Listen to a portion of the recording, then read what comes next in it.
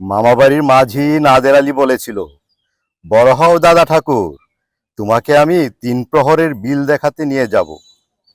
সেখানে পদ্মফুলের এখানে গণমাধ্যম কর্মীরা এসেছেন, সাহিত্যিকরা এসেছেন। আমরা সারা বছরই নানা কাজে ব্যস্ত থাকি। তো পহেলা বৈশাখের এই দিনটি আমরা ইতিহাস ঘাটাঘাটির জন্য, জানার জন্য, বোঝার জন্য সত্যজিৎ রায়ের বাড়িতে এখানে আসলাম। দেখলাম আসলে এই বাড়িটি সংস্কার হওয়াতে একটি রূপ ফিরে পেয়েছে। 1432 উদযাপন উপলক্ষে আমরা কটিয়াদী প্রেস ক্লাবের সাংবাদিক বৃন্দ একত্রে বের হয়েছি নববর্ষটাকে উদযাপন করার জন্য।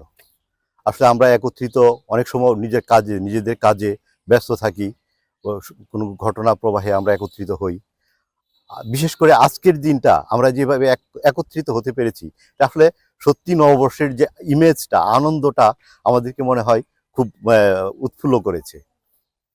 আমরা এই নববর্ষে আজকে এখানে এই কটিয়াদী উপজেলার বিশিষ্ট ছড়াকার, অস্কার বিজয়ী সত্যজিৎ রায় এর যে পৈতৃক ভিটা, এই ভিটাতেও আমরা এখানে আইসা কিছু সময় অতিবাহিত করেছি।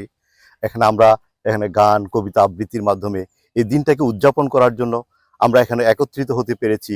এখানে দীর্ঘক্ষণ আমরা একত্রিত থেকে কবিতা আবৃত্তি এবং বিভিন্ন গানের মাধ্যমে আমরা এই দিবসটিকে উদযাপন করেছি।